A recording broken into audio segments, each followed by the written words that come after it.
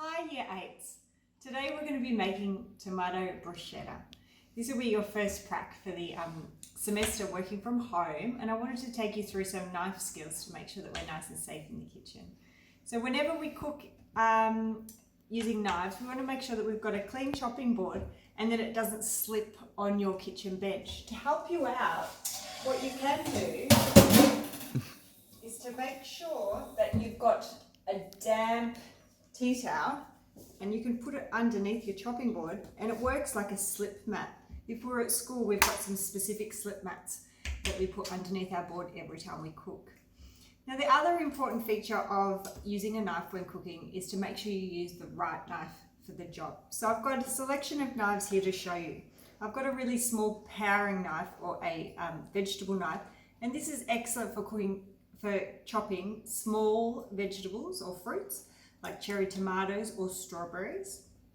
My next size up, slightly larger knife is the one I'm going to use today to chop a medium-sized tomato. I've also brought a couple of other knives to show you. This one's a bread knife with a serrated or bumpy edge. And then I've got my large chef's knife, which I use for chopping large vegetables like potatoes and carrots. So because we're just cutting tomatoes today, I won't be needing those two knives.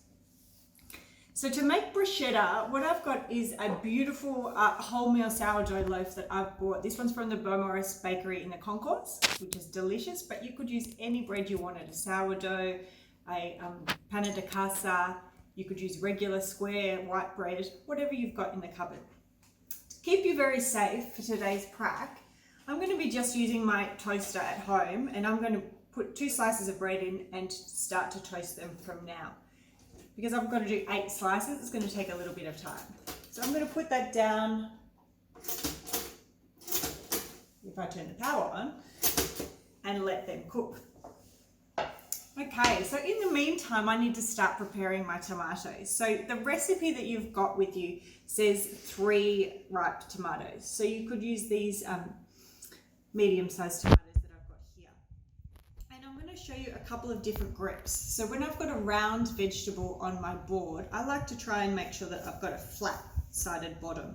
So I'm going to use a bridge grip, meaning one finger and my thumb, and I'm going to slice through the center.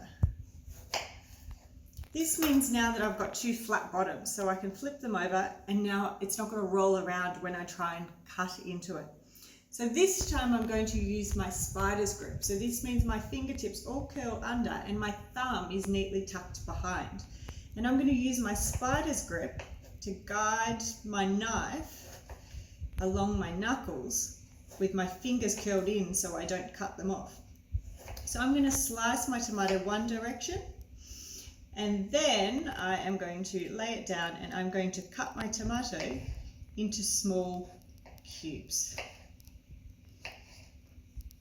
So I'm going to keep practicing my spider's grip the whole time. So you can flip them over onto their flat bottom, slice through the tomato, turn it the other direction, and then chop it into even-sized cubes.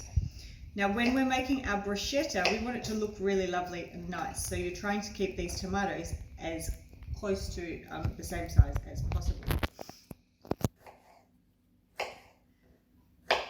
Okay.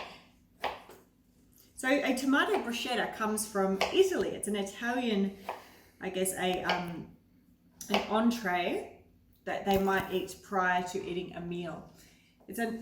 I think for us, it could be a really nice healthy lunch, particularly when you're in isolation. Instead of always having the same lunch every day, you could try something new and different. Okay, so there's one tomato that you could do. The recipe says alternatively that you could use cherry tomatoes. So I've also bought some cherry tomatoes, and I'm going to use my smaller size vegetable knife, and I'm going to use my bridge grip again, one finger on each side, and chop it in half.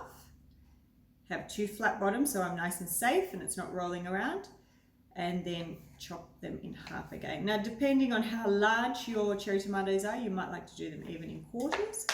And you could do a combination. And today there's lots of different coloured tomatoes in the supermarket. You could use the golden yellow, orange ones, many different varieties. Okay, so I'm going to check my toast and have a look. It's actually nice and golden. It's a little bit crispy. So I'm going to put that aside and work on my next lot.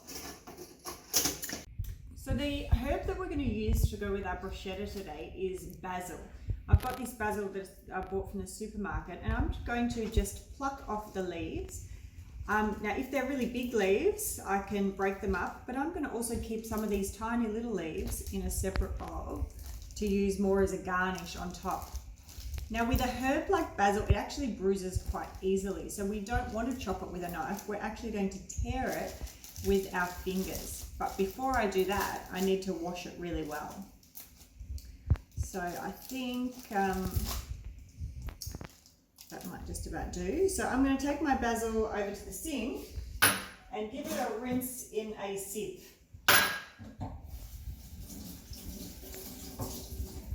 And then dry it on some paper towel.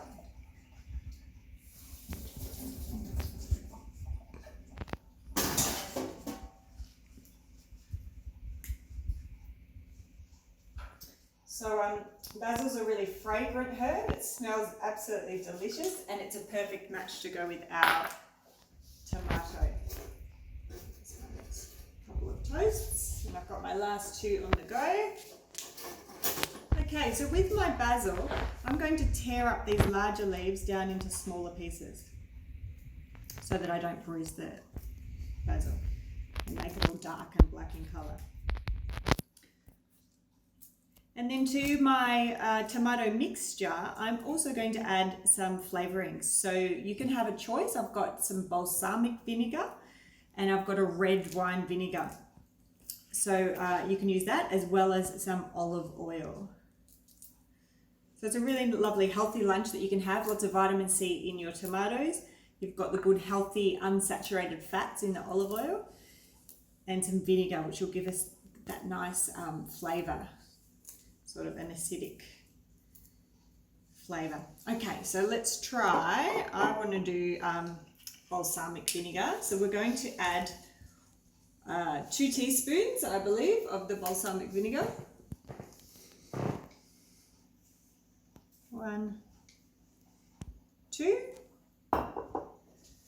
And I'm also going to add some olive oil. Now I'm going to actually use this olive oil to put it on the toast.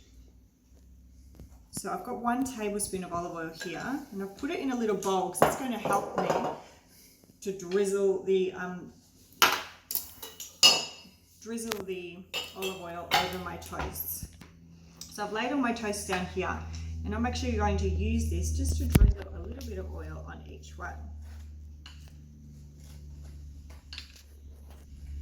And then to give it another flavour, another aspect, I'm going to use some garlic.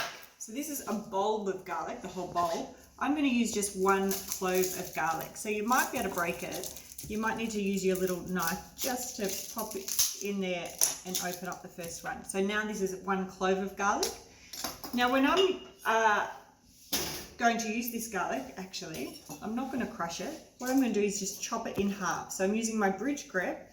I'm going to slice through the middle, and now I've got an edge that I can use to rub over the top of my toast, and it sort of acts like butter. So between your olive oil and your garlic, it gives us that subtle flavour without being too strong. So you can rub your garlic over your toast. I can smell that garlic, it smells delicious. So it'll give it a subtle garlicky flavour. And my last 2 toasts are cooked. They can go here. So first I'm going to drizzle with some olive oil. So I'm just putting it in a small bowl with a spoon so that you don't overdo it, because we don't want to flood the toast with olive oil and have them very soggy. You just want a little teaspoon on each one, and then brushed with that olive oil.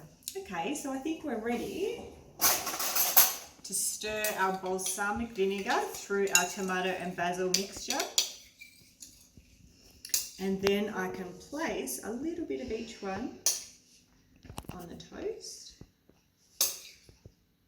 And this should be enough to make about 8. So you could adjust the recipe depending on how many people are in your family and how many people are home for lunch. So here we are with our finished tomato and basil bruschetta with balsamic and olive oil on top. So I hope you enjoy your lunch today, and I hope that you learned some new skills with your knives to keep you safe. I look forward to seeing you again next week for more cooking.